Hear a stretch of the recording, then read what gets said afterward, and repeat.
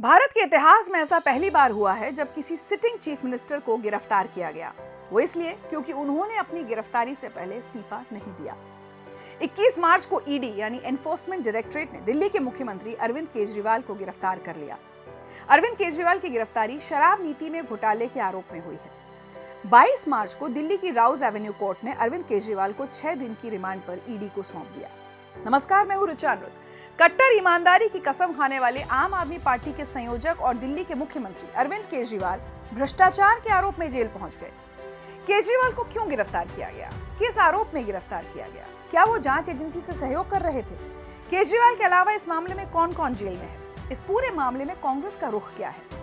कई ऐसे सवाल हैं जिनके जवाब बाहर आना जरूरी है। तो आज हम इस एपिसोड में केजरीवाल की गिरफ्तारी की रियल स्टोरी आपको बताएंगे।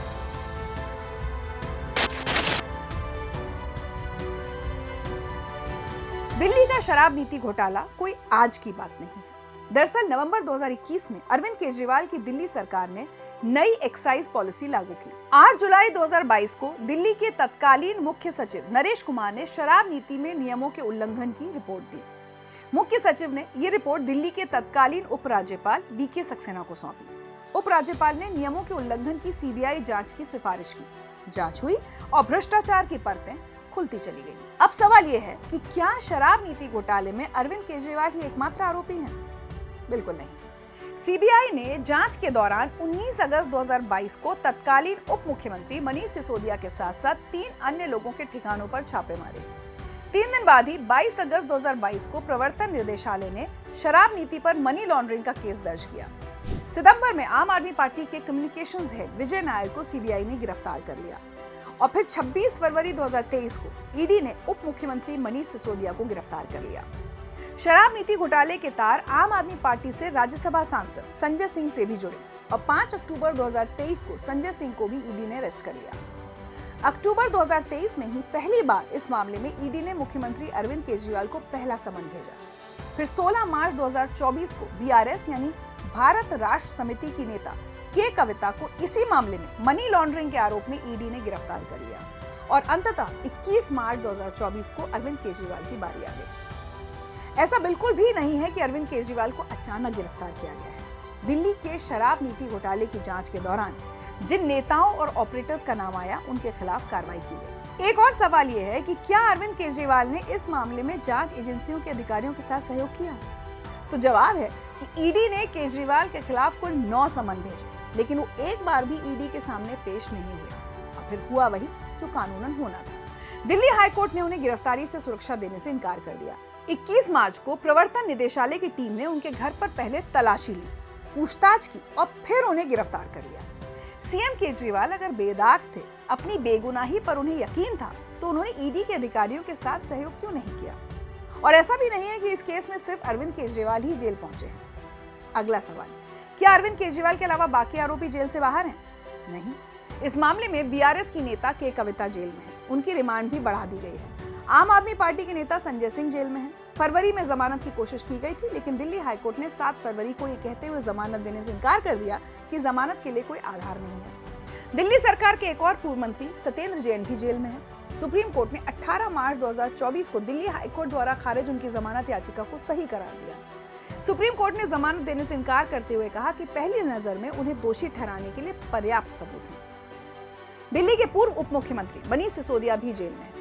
सीबीआई कोर्ट ने उनके खिलाफ पर्याप्त साक्ष्यों का हवाला देते हुए जमानत याचिका खारिज कर दी थी। अपने आदेश में स्पेशल सीबीआई जज एम.के. नागपाल ने कहा था कि सिसोदिया ने आपराधिक साजिश में सबसे अहम भूमिका निभाई और कहा कि वो शराब नीति को बनाने और लागू करने में शामिल थे। दिल्ली हाईकोर्ट के जज दिनेश कुमार शर्मा ने यह कहते हुए जमानत देने से इनकार कर दिया कि आरोप बहुत गंभीर प्रकृति के हैं।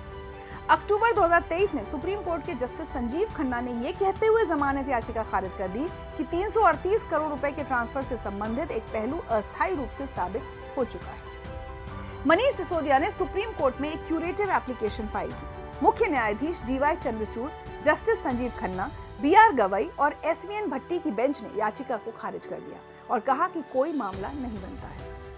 दिल्ली के मुख्यमंत्री अरविंद केजरीवाल ने बीजेपी के खिलाफ 2024 का चुनाव लड़ने के लिए इंडी अलायंस बनाने में खूब मेहनत की, जिस अलायंस में कांग्रेस भी है। तो अब केजरीवाल की गिरफ्तारी और दिल्ली की शराब नीति घोटाले पर कांग्रेस का रुख क्या है? वो कांग्रेस ही थी जो बीजेपी पर तंज कस रही थी कि आम आदमी पार्टी के अरविंद केजरीवाल और बीआरएस की के कविता पर नर्म रुख अपनाया जा रहा है। वो कांग्रेस ही थी जिसने शराब नीति घोटाले पर बड़े पैमाने पर विरोध प्रदर्शन किया था।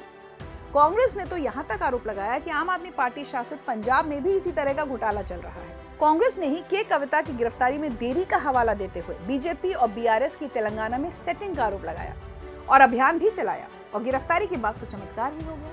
कांग्रेस अब केजरीवाल का गुणगान कर रही है, जबकि ये वही केजरीवाल हैं जिन्होंने कांग्रेस की शीला दीक्षित के खिलाफ बेहद गंभीर आरोप लगाए थे। शीला दीक्षित जी, हम आपके मान की हानि कर रहे हैं, और जब तक आप अन्याय करोगे, जब तक आप भ्रष्टाचार करोगे, हम आपके और आपकी सरकार के और आपकी पार्टी के मान की हानि करते रहेंगे। यहाँ तक कि पानी टैंकर घोटाले सहित कई घोटालों में उनकी गिरफ्तारी की मांग भी की थी। एक और सवाल, इस पूरे मामले का राजनीतिक प्रभाव क्या होगा?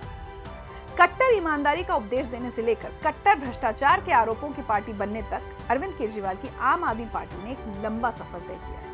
इसका जन्म भले ही व्यवस्था को बदलने के लिए हुआ था, लेकिन अब उस पर एक सड़ी हुई व्यवस्था का अवतार बनने का आरोप लग रहा है। करीब करीब पिछले 11 साल में अरविंद केजरीवाल अपने पसंदीदा सिद्धांत यू टर्न पर ही काम करते रहे। जब अन्ना हजारे के साथ थे तब कहते थे कि आरोप लगे तो पहले इस्तीफा और फिर जांच।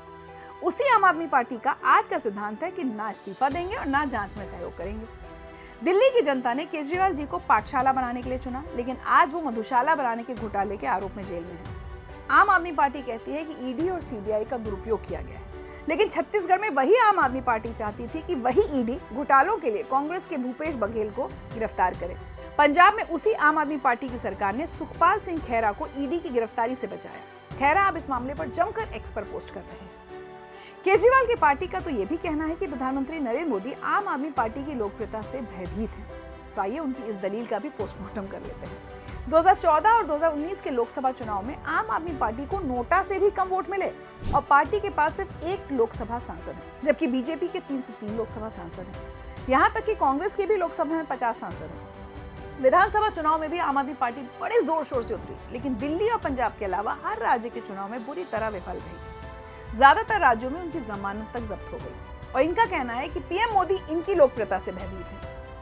आम आदमी पार्टी का जब से जन्म हुआ है तब से ही वो हर मामले पर विक्टिम कार्ड खेलती है, चाहे जितेंद्र तोमर का फर्जी डिग्री मामला हो, या ताहिर हुसैन पर सांप्रदायिक हिंसा भड़काने का गंभीर आरोप, या हिंदू विरोधी टिप्पणी करने वाले राजेंद्र पाल गौतम का मामला। आम आदमी पार्टी और इंडिया अलायंस की रणनीति स्पष्ट रूप से एक पैटर्न को प्रदर्शित करती है, जिसमें रूल ऑफ लॉ की पुरजोर अवहेलना, जानबूझकर न्यायपालिका को कमजोर करने का प्रयास और जांच एजेंसियों को बदनाम करने की कोशिश शामिल है।